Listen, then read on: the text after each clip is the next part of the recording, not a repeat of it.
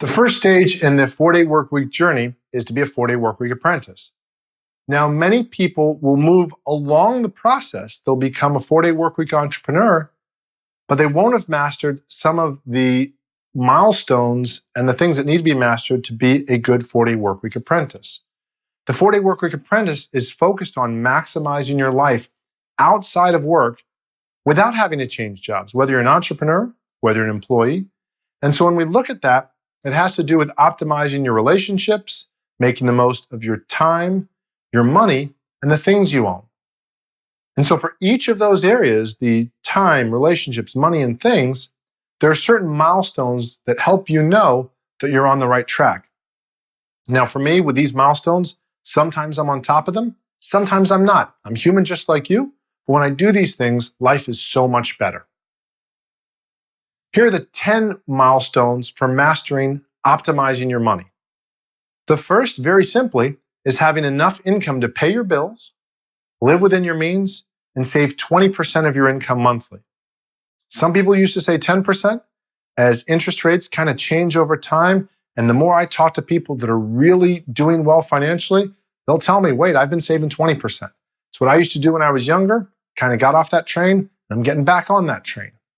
With each of these ideas, you'll see there'll be a checklist you can get later, and you can look at, do you want to do this? You can say yes or no. What's your target date for doing it? And what's your status?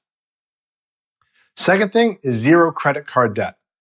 Ideally, we wouldn't use credit cards, but admittedly, I do for certain things. So I like to know what my charges are going to be, and I also like to not have surprises. And I also know that credit card charges are easier to reverse usually than ATM charges. So some of my recurring bills and payments, I'll have them on credit card, but I know what they are and make sure that my balances are paid off each month. So I'm not paying credit card interest. I've done this both ways. I've been smart about it. I've been stupid about it. It's really painful when you're wasting money on credit card interest. You get nothing back for that. So again, this is mastery, having zero credit card debt. Having an emergency savings fund equal to 6 months of your take-home income. Real simply, that means regardless of what you make. So you might say, Wade, I make $50,000 a year, but I take home $40,000 a year, or whatever it is. Or Wade, I make $4,000 a month, but I take home $3,000 a month. So if you take home $3,000 a month, multiply 3,000 times 6 months, having $18,000 set aside in a savings fund that's just for emergencies, not for shopping, not for extra cool toys, not for Black Friday, just emergencies, knowing that you have 6 months of income no matter what. That's another step or stage of mastery and milestone that puts you in a very awesome place. And especially if you're an entrepreneur, creates a lot of security and you can breathe because you're not worried about next month's paycheck or next month's thing or the next thing you're going to do if it works or not. Number 4, having what I like to call a personal income protection plan. Another word for that is a disability insurance policy. Now, most people don't like to hear that word because they think of catastrophic, horrible things. But sometimes people are unable to work because they experience an injury. You want to be able to get a policy that's equal to at least 70% of your income or more. Usually it's capped out at about 80%. As a side note, my background's the insurance field, been in and out of it for over 30 years. And so just having that if you're unable to work, it's a tragic thing, but it does happen sometimes. It may not be a high percentage thing. It might not be forever.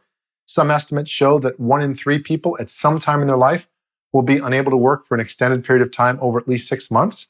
So again, having insurance there as part of your plan to make sure that you don't have to come up with all that money, because if you can't work, bills still keep coming in.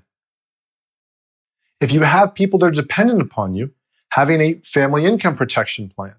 And that is what I like to call something that is more what other people call life insurance.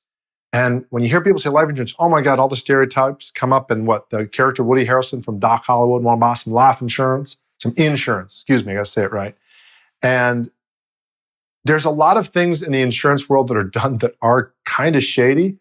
But one of the more basic things is just term insurance, where you're just getting insurance. And whole life permanent insurance can be awesome also, by the way, in the right situation.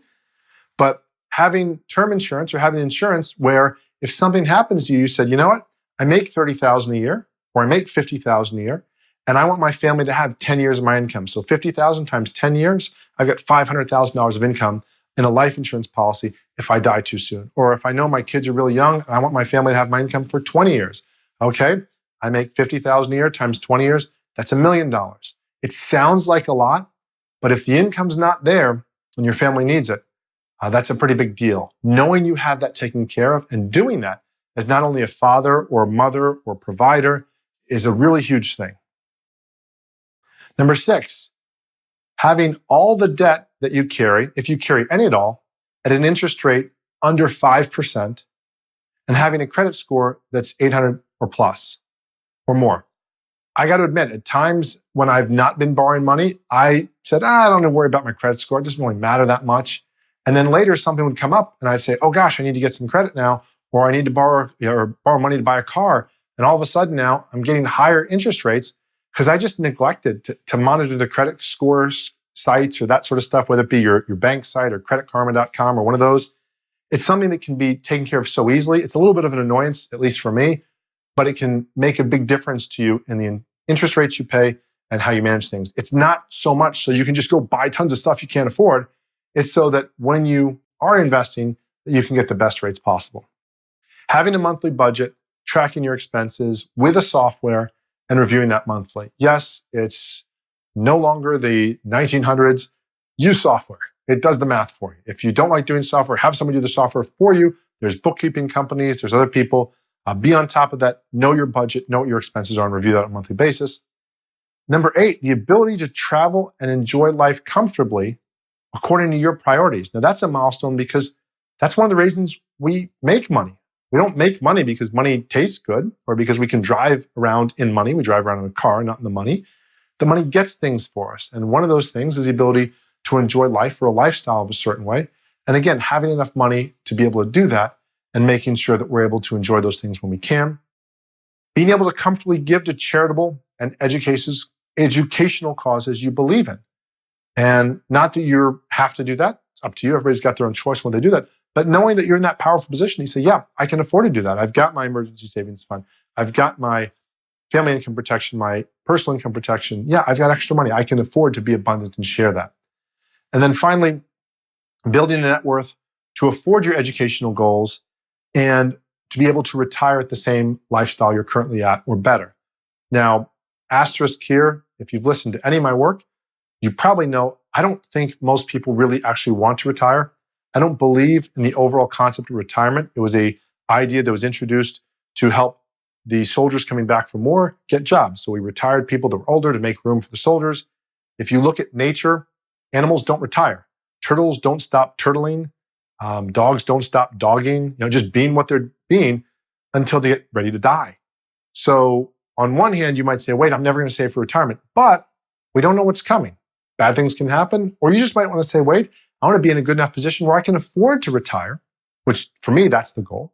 And to be in a position where I can be as semi-retired as I like, work when I want, or if I feel like it, take a year or two or travel, whatever it might be, but to have the freedom to do it, even if I never pull the plug on it, even if I never choose to do it, that I can do that if I want to. So these are the 10 mastery milestones for optimizing your money. Again, it's important. I'm going to help you look to how to make more money in less time, do what you do best while you're in your work. But if you get outside of work and you can't enjoy your money and you can't manage your money, then all the work we're doing to do a better job inside work isn't as effective. We want to be on top of this, make the most of this. If you have any questions on this, on how to best do this or resources on this, please let me know. As always, I look forward to helping you make more money in less time doing what you do best. If you'd like to learn more about the show or the slide notes, you can go to 4dayentrepreneur.com. And you can also look at how to become a 4-day workweek apprentice by going to 4dayworkweek.com/apprentice. Learn about our training program where you can learn more of the details and study what we found are the best ways to help you make the most of your life outside of work before you even change jobs, or if you're already in a job as an entrepreneur or an employee, just making the most of your life outside of work so that the main reason why you're working, to have fun outside and enjoy family, friends, relationships, that those things are working the way you like. If you have any questions on this, just let me know. As always, thanks for listening.